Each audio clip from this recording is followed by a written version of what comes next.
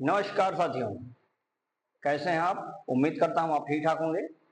साथियों, आज हम देखने वाले हैं जो हमारा चैप्टर चल रहा था माइक्रोब्स इन ह्यूमन वेलफेयर, उसी के क्रम में हम आगे चलते हैं। आज हम लेक्चर नंबर दूसरे की बात करेंगे और दूसरा लेक्चर हमारा होगा कि इंडस्ट्रियल प्रोडक्ट्स के रूप में कैसे माइक्रो ऑर्गेनिज्म या माइक्रोब्स कैसे इंपॉर्टेंस होते हैं। अर्थात हम समझेंगे कि कैसे वो अलग अलग प्रोडक्ट्स बनाते हैं, जिसमें हम बेवरेजेस की बात करेंगे, जिसमें वाइन होगा, जिसमें रम जैसी चीजें होंगी, जिसमें अल्कोहल होगा, इथेनॉल होगा। ये तमाम चीजों के लिए कौन कौन जिम्मेदार है, इसमें वीवर ईस्ट का क्या योगदान है, कैसे वो सीरियल मॉल्टेड से या फूड के जूस से भी इथेनॉल का फॉर्मेशन कर सकता है। हम देखेंगे कि कैसे इसमें पेनिसिलिन का फॉर्मेशन करने के लिए अलेक्जेंडर फ्लेमिंग ने अपना एक बहुत बड़ा योगदान दिया, जो कि स्टाफिलोकोकस नामक बैक्टीरिया की ग्रोथ करते समय एक कह सकते हैं कि चांस डिस्कवरी थी, जिस पर इन्होंने एक मोल्ड ग्रोथ देखा, जिस मोल्ड ग्रोथ की वजह से वहां पे स्टेप्टोकोकस नामक बैक्टीरिया की ग्रोथ नहीं हुई। अर्थात बाद में पता चला कि यह जो मिला है ये पेनिसिलिन है, जिसको पेनिसिलियम नोटेटम नामक फंगस से प्राप्त किया गया। तो जानने की आवश्यकता यह है कि आखिर ये हमारे लिए कितना इंपॉर्टेंट है, कौन सा डिस्टिलेशन वाइन होगा, कौन सा डिस्टिलेशन होगा, कौन सा नॉन डिस्टिलेशन होगा। अगर वो डिस्टिलेशन है दैट मीन्स वाइन की मात्रा या अल्कोहल की मात्रा उसमें ज्यादा है, नॉन या विदाउट डिस्टिलेशन वाले में कम है, चाहे वो बियर हो चाहे वो कोई और प्रोडक्ट्स होता है। हमें कुल मिला करके आज हम लोग इंडस्ट्री में कोई भी चीज हम बनाते हैं तो उस इंडस्ट्री में अपने नीड अपने अकॉर्डिंग जब कोई प्रोडक्ट हम बनाना चाहते हैं तो उसके लिए जरूरी है कि हम छोटे छोटे माइक्रोब्स की ग्रोथ करते हैं।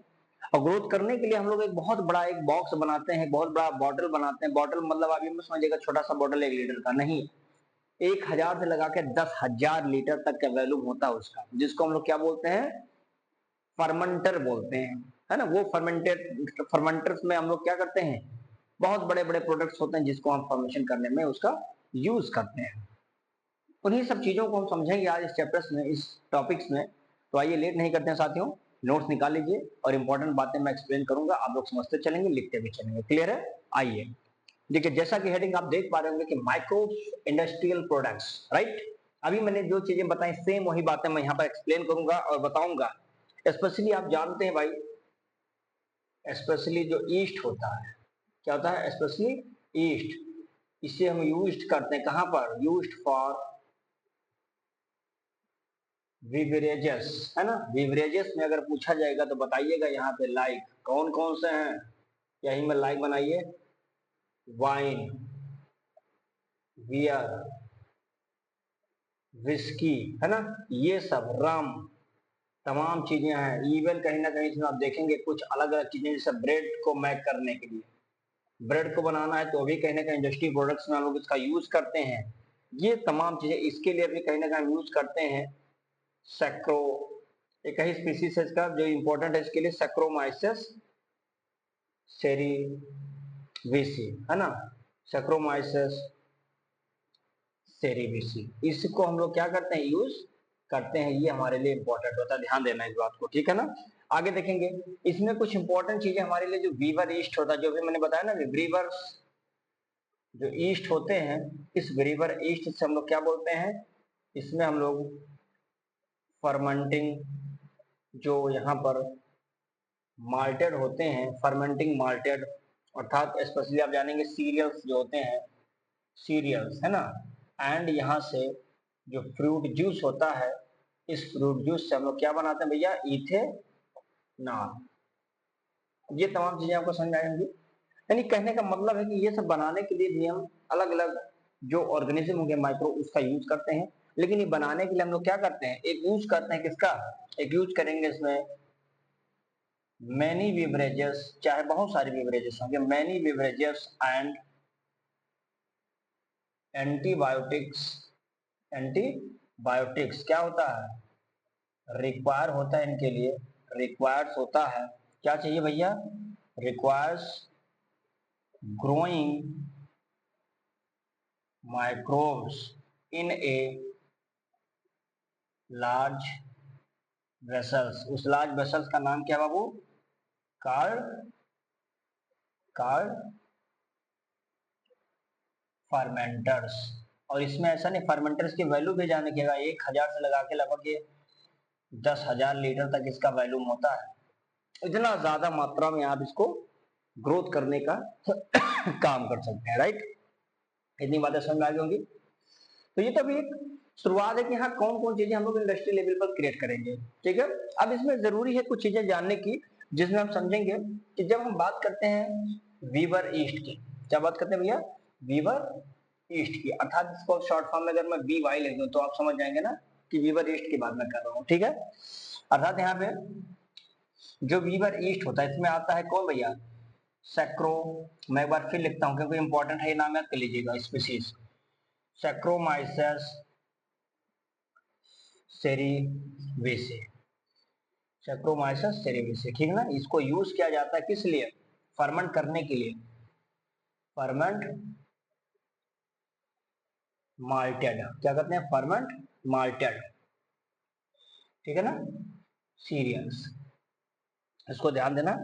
और यहीं पर हम लोग फ्रूट जूस वगैरह बनाने का काम करते हैं। फिर देखेंगे इसमें बिवरेजेस जो होते हैं दोस्तों, बिवरेजेस में दो प्रकार के होते हैं, कुछ में डिस्टिलेशन होगा, कुछ नॉन डिस्टिलेशन विदाउट होगा। तो देखेंगे कुछ ऐसे भी बिवरेजेस होंगे जो कैसे होंगे, विदाउट डिस्टिलेशन, विदाउट डिस्टिलेशन। कौन कौन सा इसमें आते हैं तो बता देना, वाइन आता है बाबू, और आपका कौन आता है, बियर आता है, ठीक है ना। यानी इसमें डिस्टिलेशन यानी अल्कोहल की मात्रा बहुत कम होती है। कुछ ऐसे हैं जिसमें ये डिस्टिलेशन होता है, इसमें डिस्टिलेशन ब्रैकेट में था तो डिस्टिलेशन का मतलब लिख देता हूं, देखो अल्कोहल का जो कॉन्सेंट्रेशन है भैया क्या होता है इसमें, हाई होता है। तो ज्यादा अल्कोहल वाला कौन सा बिवरेज पीने वाला आता है, तो देखो इसमें बता देना, विस्की क्या आता है, विस्की आ जाएगा, इसी में आपका रम आ जाएगा, इसी में आप देखेंगे बाबू आपका ब्रांडी आ जाएगा। तो ये चीजें क्या है, इसमें अल्कोहल की मात्रा ज्यादा है। तो यानी हमने ये समझा कि on the basis of the alcohol there are the two type, first the distillation, other is the non distillation. If we are talking about the distillation, that means you are saying that in these cases there is a no alcohol, but ये तमाम चीजों का मैंने example बता दिया कि कौन में अल्कोहल की मात्रा ज्यादा होगी, किस में अल्कोहल की मात्रा कम होगी, एग्जाम्पल सहित मैंने इसीलिए क्लियर कर दिया, राइट।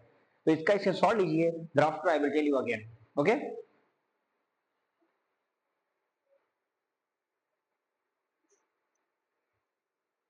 हाँ भाई देखो अगला आ गया है पेनिसिलियम नोटेटम। अभी मैंने बताया एक फंगस है जिससे क्या बनाया, एक हमने बनाया यहाँ पर पेनिसिलिन बनाया, पेनिसिलिन बना के रख दिया। अब ये पेनिसिलिन चूंकि एक एंटीबायोटिक्स होता है, देखिए यहां से मैंने एक चीज बता, एंटी, एंटी मतलब होता है अगेंस्ट, ठीक है ना, बायो मतलब लाइफ, यानी किसी जिंदगी के बारे में उसकी मौत बन के साबित हो जाना, ये एंटीबायोटिक्स का काम होता है। अर्थात एक ऐसा केमिकल होता है भाई साहब, ये ऐसा केमिकल होता है जो किल करता है, किसको, किल टू द माइक्रोब्स, इसको करता है माइक्रोब्स को मारने में काम करता है। समझ में आई थी बातें। अर्थात इसमें हम ये समझने की कोशिश करेंगे कि ये माइक्रोब्स को तो चलो मार ही रहा भैया, यानी एक प्रकार से ये किसको सपोर्ट कर रहा है, लाइफ सपोर्टिंग का काम करता है, यानी जिंदगी देने का काम करता है। भाई ऐसा कोई माइक्रोब है जो आपके जीवन को ध्वस्त कर रहा है तो आप जाहिर बात उसको मार देंगे एंटीबायोटिक्स लगा करके। ये चीज आपको समझने की आवश्यकता है। अब इसमें समझेंगे इसे खोज किसने की, सबसे पहले तो इसको भी मैं बताता हूँ। देखो इधर ये बहुत ही हार्मफुल, स्पेशली हार्मफुल होते हैं बैक्टीरिया वगैरह के लिए, तो जानो ये लिख लीजिए इसको किसके लिए स्पेशली है, तो यहाँ लिख लो चाहो तो ये बैक्टीरिया को तो मारने में जिम्मेदार है।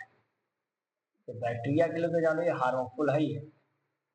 अगर गलती से बैक्टीरिया कहीं मिल गया इसके सामने तो भी कहानी साफ। किसने खोजा था भैया, इसको देखो, एक साइंटिस्ट अभी मैंने आपको एक्सप्लेन किया था शुरुआती दौर में, अलेक्जेंडर, अलेक्जेंडर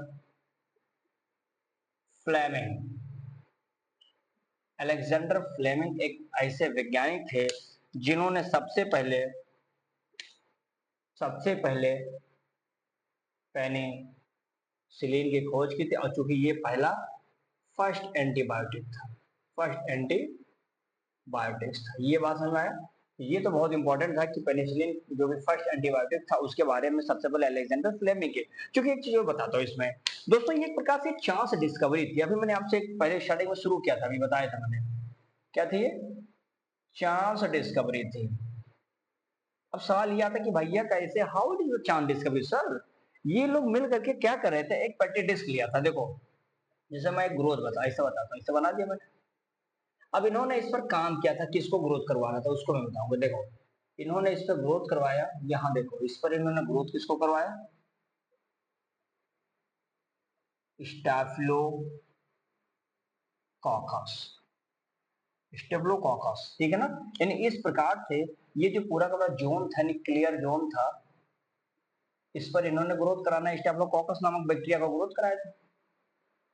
अच्छा, ये बैक्टीरिया ग्रो कर रहा था, ग्रो कर रहा था, लेकिन जो पेटी डिस्क है जब ढका जाता है इसको चारों तरफ से, ये जो डिस्क था कहीं एक साइड में देखा कि थोड़ा सा एरिया कवर नहीं हुआ था, यानी एक प्रकार से हम कह सकते हैं कि रफली था और वहां पे वो अच्छे से कवर नहीं कर पाया।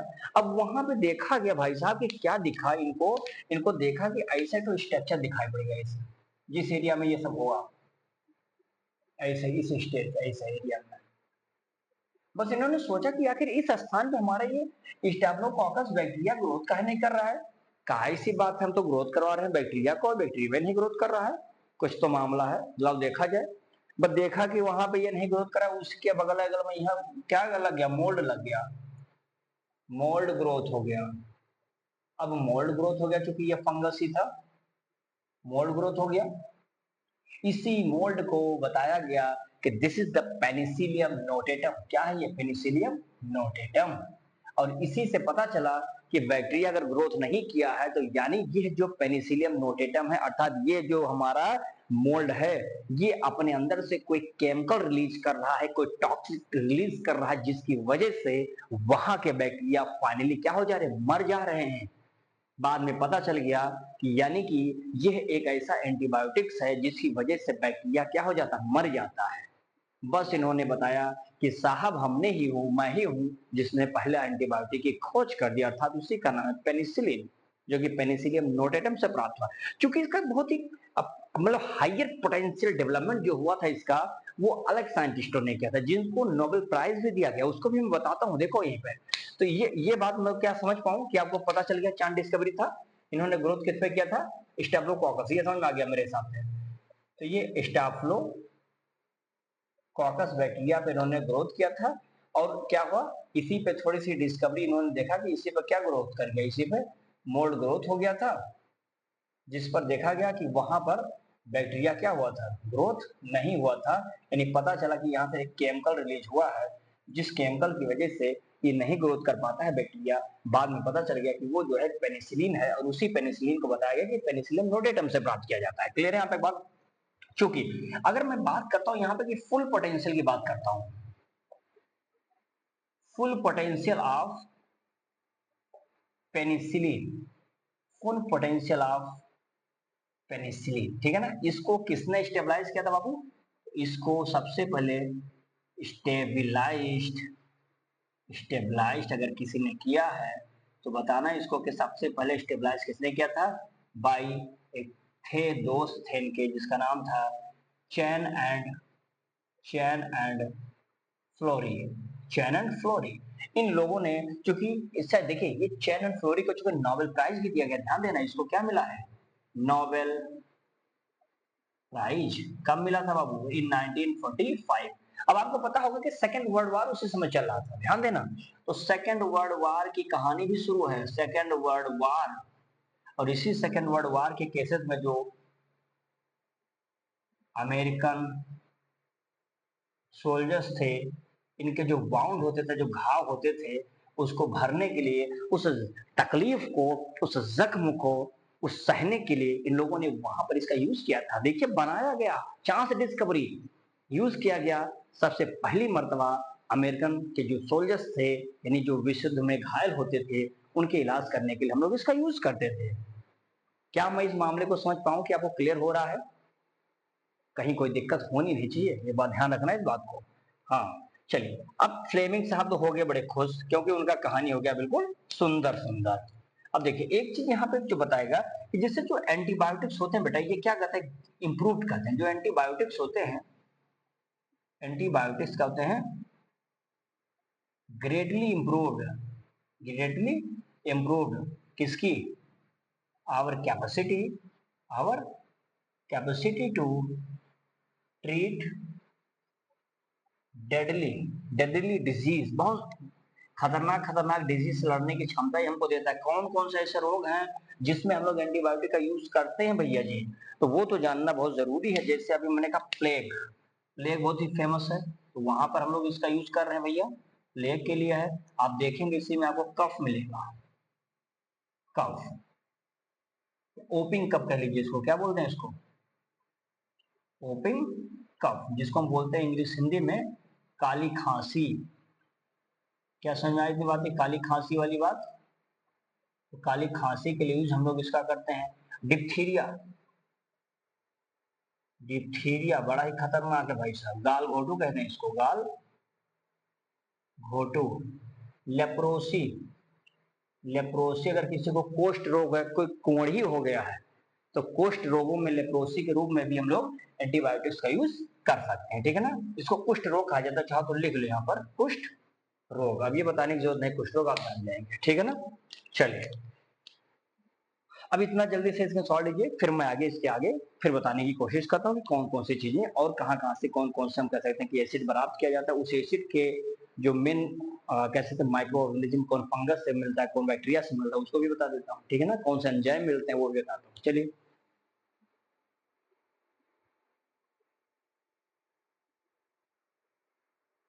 चलिए भैया, अगला इसमें कुछ नोट हम देखने वाले थे।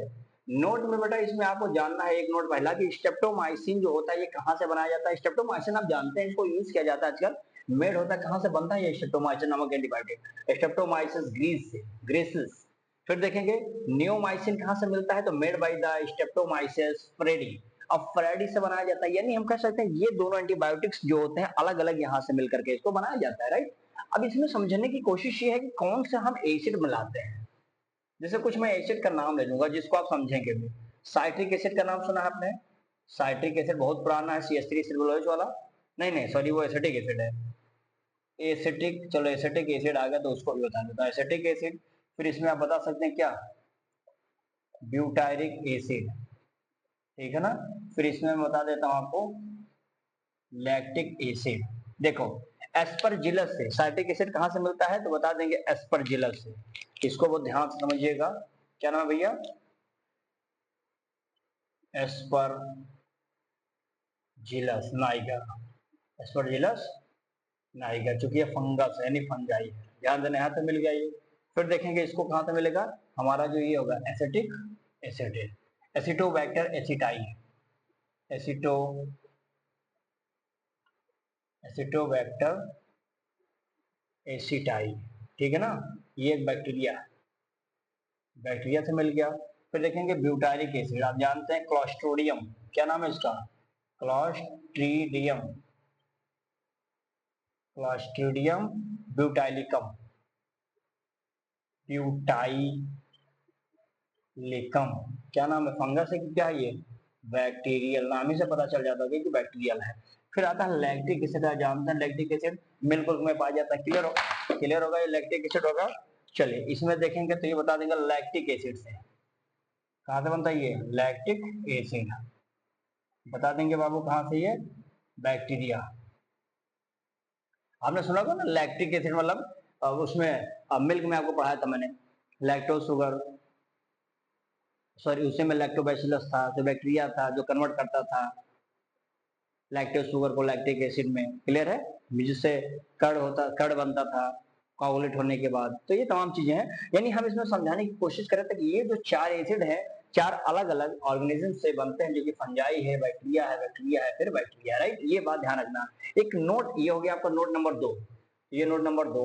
नोट नंबर मैं 3 भी बता देता हूँ, ध्यान से देखना, सब बहुत इंपॉर्टेंट नोट बता रहा हूँ, ध्यान से देखना। देखो होता क्या भैया, आपने लाइपेज एंजाइम का नाम सुना है, लाइपेज, लाइपेज का कोई काम पूछेगा तो क्या बनाएंगे उसको, लिपिड को ब्रेक डाउन करता है, ये क्या करता है, लिपिड को ब्रेकिंग एंजाइम, ब्रेकिंग एंजाइम, ठीक है ना।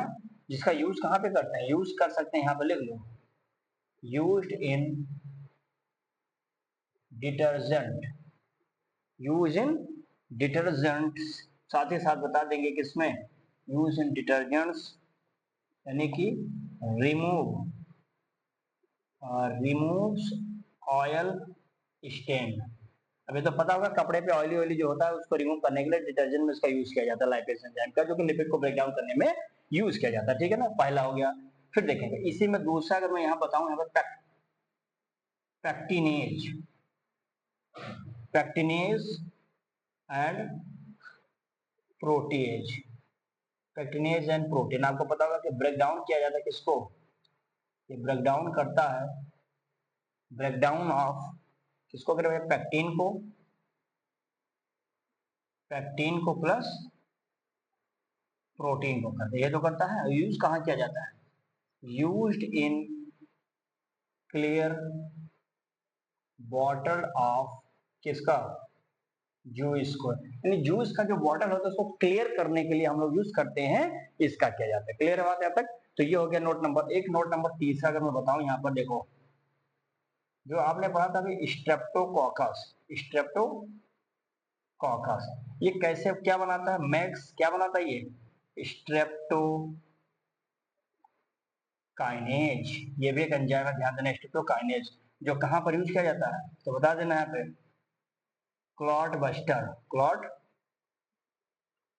बस्टर, जो कि रिमूव करता है किसको, रिमूव करता है क्लॉट्स को, जो थक्के जम जाते हैं उसको अलग करता है, कहाँ से, ब्लड वेसल्स में, यानी ब्लड वेसल्स में अगर कोई क्लॉटिंग हो जाती है, खून का थक्का जम जाता है, तो आप यूज कर सकते हैं किसको, स्ट्रेप्टोकोकस नामक एंटीबायोटिक्स का, जिसके अंदर क्या है, स्ट्रेप्टोकाइनेज नामक एंजाइम बनेगा, जिस एंजाइम को हम ट्रीट करने के बाद we can just remove of the clot buster in the blood vessels, and finally we can just remove the clot, clot को अलग कर सकते हैं। ठीक है, यानी ये चीजें इसमें बहुत जरूरी है। एक इसमें चाहिए तो और बता दो भैया, देखो ये ये काम करिए, ये चूंकि ये जानते हैं कि अगर ऐसी चीजें हो जाती हैं तो कहीं ना कहीं ये हार्ट अटैक से हमको बचाने का भी काम कर सकते हैं, हो सकता है हार्ट अटैक से हम लोग क्या हो सकते हैं, बच सकते हैं अगर हम इसको यूज करें इस एंटीबायोटिक्स का। तो स्ट्रेप्टोकोकस एक प्रकार से ऐसी, फाइनली हम कह सकते हैं कि स्ट्रेप्टोकाइनेस नामक ऐसा antibiotic which can help in the case of the heart attack, जो उसको सेव करने में हमको क्या करता है, मदद करता है। ठीक है, तो इतनी बातें आप इसमें सॉल्व लीजिए, फिर आगे एक स्लाइड और बताता हूँ, फिर फाइनली को सॉल्व।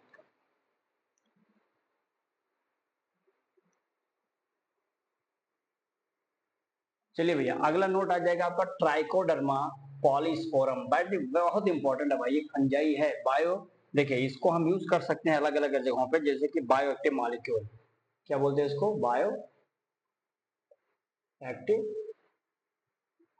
मॉलिक्यूल्स के रूप में जानते हैं। ठीक है ना, क्योंकि इसको साइक्लोस्पोरम भी कह सकते हैं, साइक्लोस्पोरम भी कहा जा सकता है, ध्यान देना इसको। बायो एक्टिव मॉलिक्यूल होता है ट्राइकोडर्मा पॉलीस्पोरम, जिसको साइक्लोस्पोरम के नाम से भी जाना जा सकता है। ठीक है ना, साइक्लोस्पोरम ए लगा दे यहाँ पे, इसका जो केमिकल फॉर्म है साइक्लोस्पोरम ए होता है। ठीक है ना, आगे देखेंगे इसमें क्या करता है भाई, ये ऐसा एक्ट करता है, एक्ट एज, जो हमारी बॉडी में इम्यूनो सप्रेसिव, यानी इम्यूनो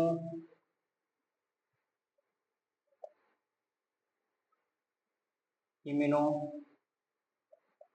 सप्रेसिव, इम्यून को सप्रेस कर देता है, ऐसा एजेंट हमारे बॉडी में ये पाया जाता है। ठीक है ना, इम्यूनो सप्रेसिव एजेंट करता है कब, ड्यूरिंग, बता देंगे ड्यूरिंग कब, ट्रांसप्लांट, ट्रांसप्लांट्स ऑफ ऑर्गन, किसी भी ऑर्गन को ट्रांसप्लांट करना है तो जरूरी है कि इसको हम यूज करते हैं, जिससे क्या करता है, ये सप्रेस कर देता है, ये सप्रेस कर देता है बाबू किसको, ये सप्रेस कर देगा हमारे इम्यून सिस्टम को, हमारे इम्यून सिस्टम को, और जब ये हमारे इम्यून सिस्टम को सप्रेस कर देगा तो जाहिर सी बात है कि जो नया ऑर्गन बनेगा, यानी न्यू ऑर्गन होगा, new organ do not rejected. यानी होता क्या दोस्तों, जब हमारे बॉडी में किसी दूसरे ऑर्गन ट्रांसप्लांट किया जाता है तो हमारी बॉडी को इम्यून को सप्रेस कर देता है, जिससे हमारी बॉडी ये फील ना कर पाए कि हाँ ये वाला हमारा नहीं है, हम उसको अपना मान लेते हैं। यानी हमारी इम्यून जब सप्रेस हो जाती है तो जाहिर सी बात है कि कोई भी ऑर्गन हमारे बॉडी में जोड़ दोगे तो हमारी बॉडी उसके प्रति कंपेटेबल हो जाएगी, और जब वो कंपेटेबिलिटी उसकी बन जाती है तो वह ऑर्गन जो हम बाहर से अपने बॉडी में ट्रांसप्लांट कराए हैं उसको ग्रो करने में, उसको अपना जगह बनाने में ज्यादा वक्त नहीं लगेगा, और आसानी से वो क्या होगा, बिना किसी इंफेक्शन के, बिना किसी इंफेक्टेड ऑर्गन्स या कोई कह सकते हैं बिना नुकसान के, वो अपने आप को ऐसा फील करेगा जैसे कि हमारी ही बॉडी होती है, हमारे ही बॉडी का कोई पार्ट होता है, और फाइनली वो अपनी जगह बना लेती है, ग्रोथ करने लगती है। तो यानी ये भी बहुत इंपॉर्टेंट है, ट्राइकोडर्मा पॉलीस्पोरम यानी साइक्लोस्पोरिन ए, ये भी जान लीजिए कि हमारे लिए बहुत ही जरूरी चीज है, आपको हमने बताया है, ठीक है ना। तो ये चीजें आप ध्यान रखना। अब देखेंगे एक और मैं बताऊं यहाँ पे, इसका नाम है मोनेस्कस परप्यूरियस, मोनेस्कस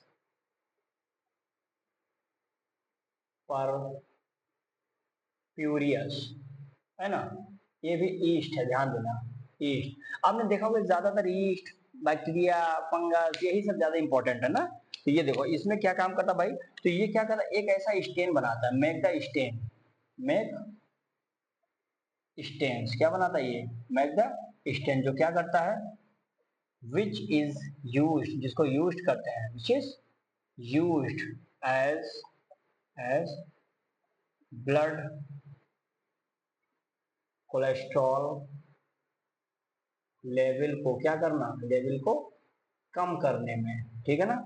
इसको धीरे धीरे हम लोग कोलेस्ट्रॉल लेवल को कम करने, या उसको लोवरिंग कह सकते हैं, इसको सीधा लेवल हम लोवरिंग कह दो ताकि याद रहेगा, इसको लोवरिंग करते हैं हम लोग। भाई हमारे बॉडी में ब्लड कोलेस्ट्रॉल, कोलेस्ट्रॉल की मात्रा ज्यादा हो जाए, तो कोलेस्ट्रॉल की मात्रा ज्यादा हो गई तो जाहिर सी बात है कि ब्लड वेसल्स में जाकर के उसको वॉल में डिपॉजिट हो जाएगा, जिससे जो ब्लड की फ्लोइंग होगी, यानी ब्लड का जो फ्लो होगा धीरे धीरे कम हो जाएगा, नैरो जगहों पे जाने लगेगा, प्रेशर लगेगा, जिससे हार्ट अटैक होने के चांसेस ज्यादा हो जाते हैं। हार्ट अटैक क्यों हो जाता है भाई, यही तो है ना, कोलेस्ट्रॉल की मात्रा ब्लड में ज्यादा हो जाती है, जाकर के वॉल पर जाकर डिपॉजिट हो जाती है, जिसकी वजह से जो ब्लड का फ्लो होता है वो फ्लो बहुत ही ताकत की, कह सकते हैं बहुत ही प्रेशर लेकर के वो आगे बढ़ता है, जिस वजह से वॉल के फटने का डर, कोरोनरी आर्टरी जो होती है वहां पर इसका एग्जिस्ट होगा और प्रेशर लगेगा, जिसकी वजह से हार्ट अटैक होने के चांसेस क्या होते हैं, बढ़ जाते हैं। तो हम क्यों ना अपने बॉडी के अंदर ब्लड में जो कोलेस्ट्रॉल की वैल्यूज को कम करें, उसके लिए हम यूज क्यों नहीं करते मोनास्कस परप्यूरियस, जो कि ईस्ट से बनाया जाता है, इससे एंटीबायोटिक्स का यूज करिए। क्लियर यहाँ तक। तो ये चीजें यहाँ पर हम लोग यूज करते हैं, और फाइनली आप देखेंगे जो कि क्या काम करेगा, it act by competitively competitively inhibiting inhibiting inhibiting enzyme, inhibiting enzyme होगा जो रिस्पॉन्स करेगा, जो कि रिस्पॉन्सिबल होगा इसके लिए, responsible for synthesis of cholesterol, है ना। यानी कुल मिलाकर के हमारे बॉडी में एंजाइम को दबाने वाला, मारने वाला एक ऐसा एंजाइम क्रिएट हो जाएगा बॉडी में, जो कोलेस्ट्रॉल की वैल्यू को क्या करेगा, उसको मारने के लिए रिस्पॉन्सिबल हो जाएगा, अर्थात उसको कम करने के लिए जिम्मेदार हो जाएगा। तो ये चीजें जो हमने आपसे बताई हैं, ये हमारे अगर 5वां नोट होगा तो ये हमारा कैसा था, 6ठा नोट, ठीक है ना। तो इस प्रकार से साथियों हम लोगों ने आज ये समाप्त कर लिया है। अब हम लोगों का जो अगला लेक्चर होगा उसमें हम लोग सीवेज ट्रीटमेंट की बात करेंगे, जिसका नाम होगा ESTP, ठीक है ना, sewage treatment, ESTP sewage treatment. हमारा जो प्लांट होगा उसके बारे में हम देखेंगे, प्राइमरी सेकेंडरी ट्रीटमेंट क्या होता है, ये हम लास्ट लेक्चर में देखेंगे, यानी कि अगले लेक्चर में देखेंगे। आज इतना ही रखते हैं। आई होप कि आप लोगों को समझ में आया होगा। वीडियो अच्छी लगी होगी साथियों तो लाइक कमेंट शेयर जरूर करिएगा, और जो चैनल को अभी सब्सक्राइब ना किए तो सब्सक्राइब कर लेंगे। मिलते हैं दोस्तों नए लेक्चर के साथ, तब तक के लिए बहुत बहुत धन्यवाद आपका। इसी सॉल्व लीजिए।